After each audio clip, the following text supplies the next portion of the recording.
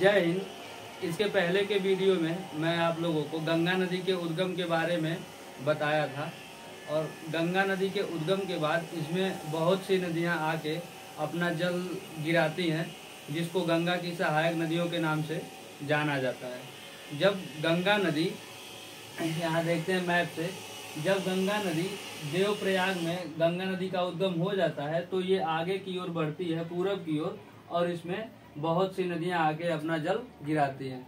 गंगा नदी का जल ग्रहण क्षेत्र बहुत ज़्यादा होने के कारण इसमें बहुत अधिक मात्रा में जल का प्रवाह होता है।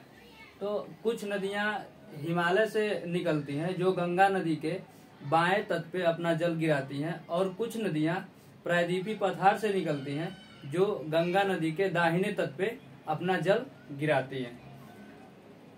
हिमालय से निकलने वाली मात्र एक यमुना नदी है जो गंगा नदी में अपना जल दाहिने सिरे से लाके गिराती है। अब इन अलग अलग नदियों को देखते हैं, कौन सी नदी का उद्गम स्थल कहाँ पे है और वो कहाँ पे लाके गंगा नदी में अपना जल गिरा रही है। तो हिमालय से निकलने वाली सबसे पहले नदी की बात करें तो रामगंगा नदी, जो उत्तराखंड के कुमायूं से निकलती है। उत्तराखंड दो भागों में बटा हुआ है, एक को कुमायूं और एक को गढ़वाल के नाम से जाना जाता है। तो कुमायूं में बहुत से ऊंची ऊंची पर्वत की चोटियां हैं जहां से बहुत सारी नदियों का उद्गम होता है। वहीं से रामगंगा नदी का उद्गम होता है और ये कन्नौज के पास आके कन्नौज में अपना जल गंगा नदी में गिरा देती है। इसके बाद गोमती नदी का उद्गम फूलर झील के पास पीलीभीत में होता है। ये गोमती नदी का उद्गम उत्तर प्रदेश के पीलीभीत जिले से फूलर झील से होता है और ये अपना जल गाजीपुर के पास लाके गंगा नदी में मिला देती है। फिर घाघरा नदी का उद्गम हिमालय से होता है और ये छपरा में आके अपना जल गिरा देती है। घाघरा नदी को दो नाम से जाना जाता है, एक सरयू और एक घाघरा। सरयू इसे अयोध्या के क्षेत्र में सरयू के नाम से जाना जाता है और गोरखपुर, देवरिया, बलिया, इन सब में इसे घाघरा नदी के नाम से जाना जाता है। ये बात करें अगर गंडक नदी की, तो गंडक नदी का उद्गम स्थल नेपाल में है और नेपाल में इसे शालिग्रामी नदी के नाम से जाना जाता है। और इसकी दो नाम और है, एक सदा नीरा और दूसरा नारायणी। जब ये मैदानी भागों में आती है तो उसे सदा नीरा के नाम से जाना जाता है और वेदों में इस नदी को नारायणी के नाम से जाना जाता है। गंडक नदी बिहार के रास्ते बहते हुए आती है और अपना जल सोनपुर में लाके गंगा नदी में मिला देती है। फिर कोसी नदी को देखें तो कोसी नदी को नेपाल में त्रिवेणी नदी के नाम से जाना जाता है और कोसी नदी नेपाल बिहार के रास्ते बहती हुई आती है और बिहार के भागलपुर में अपना जल गंगा नदी में गिरा देती है। कोसी नदी अपने साथ बहुत ज्यादा मलबा, बालू, मिट्टी, काट के वो अपने साथ बहा के लेके आती है।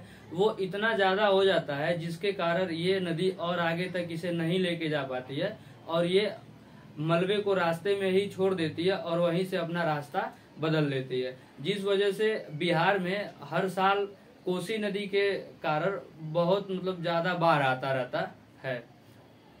बिहार के विकास को रोकने में एक कोसी नदी का भी बहुत बड़ा दायित्व है, क्योंकि यहाँ पे कब बाढ़ आ जाएगा कुछ पता ही नहीं चलता है। फिर गंगा की जो सबसे पूर्वी सहायक नदी है वो महानंदा नदी है और ये दार्जिलिंग की पहाड़ी से निकलती है और फरक्का बैराज के पास गंगा नदी में अपना जल गिरा देती है। फिर देखते हैं अब जो नदियां गंगा में अपना जल दाहिने तट से लाके गिरा रही हैं उनको समझते हैं। तो गंगा में यमुना नदी जो है वो हिमालय से निकलती है। हिमालय से निकलने वाली एक नदी है जो उत्तराखंड के यमुनोत्री ग्लेशियर से निकलती है और अपना जल लाके गंगा नदी में प्रयागराज में मिला देती है। क्योंकि ये जो यमुना नदी है इसका भी जल ग्रहण क्षेत्र बहुत ज़्यादा बड़ा है, जिसके वजह से इसमें भी बहुत सी नदियां अपना जल लाके, प्रायद्वीपीय पठार की बहुत सी नदियां अपना जल यमुना नदी में गिरा देती हैं। तो प्रायद्वीपीय पठार की जो नदियां हैं उसमें चंबल नदी ये जानापाव पहाड़ी से निकलती है मध्य प्रदेश में, और इटावा के पास लाके यमुना नदी में अपना जल गिरा देती है। फिर दूसरा देखें सिंध नदी की, तो सिंध नदी गुना जिले के सिरोंज के समीप से निकलती है मध्य प्रदेश में, और ये यमुना नदी में अपना जल लाके उत्तर प्रदेश में गिरा देती है। फिर बेतवा नदी विंध्याचल पर्वत से निकलने वाली नदी है, जो कि हमीरपुर के पास लाके अपना जल यमुना नदी में मिला देती है। केन नदी कैमूर की पहाड़ियों से निकलती है मध्य प्रदेश से, और अपना बादा में लाके यमुना नदी में अपना जल मिला देती है। फिर टोंस नदी को देखें तो ये भी कैमूर पर्वतमाला से ही निकलती है, और प्रयागराज में लाके अपना जल ये सीधे गंगा नदी में मिला देती है। अब देखें सोन नदी की, तो सोन नदी अमरकंटक की पहाड़ी से निकलती है, जो अपना जल पटना में लाके गंगा नदी में मिला देती है। अमरकंटक की पहाड़ी से दो और नदियां निकलती हैं, नर्मदा नदी और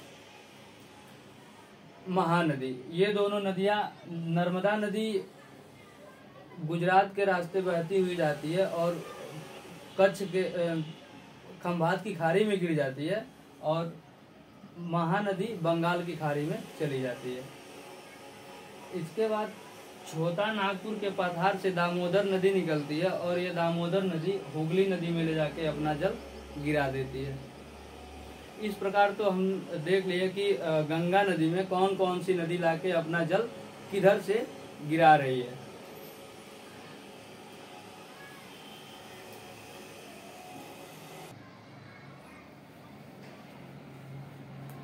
हिमालय से जो नदियां निकल रही हैं, अब देखते हैं इनका क्रम कभी कभी परीक्षा में पूछता है। इन नदियों को नाम दे देगा और कहेगा कि इसे पश्चिम से पूरब की ओर सजाइए या फिर पूरब से पश्चिम की ओर सजाइए। तो इस क्रम को देखते हैं।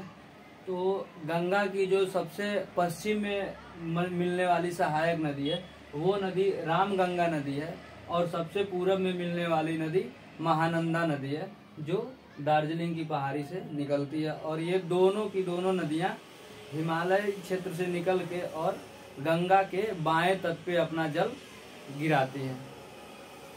और इसी प्रकार से देखें अगर कि जो प्रायद्वीपीय पठार की नदियां हैं उनका क्रम क्या है, तो प्रायद्वीपीय पठार की नदियों में टोंस नदी और सोन नदी, छोटा नागपुर का पठार से निकलने वाली दामोदर नदी, ये तीनों नदियां यानी कि जो सबसे पूरब में मिल रही है, क्योंकि गंगा यहाँ पे दो शाखाओं में बच जाती है, तो जो दामोदर नदी है वो हुगली नदी में जाके मिलती है, न कि सीधे गंगा नदी में जाके अपना जल गिराती है।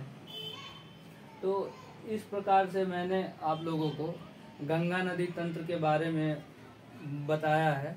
और वीडियो अच्छा लगे तो चैनल को लाइक करें, शेयर करें, सब्सक्राइब करना ना भूलें। फिर मिलेंगे अगले वीडियो में। जय हिंद।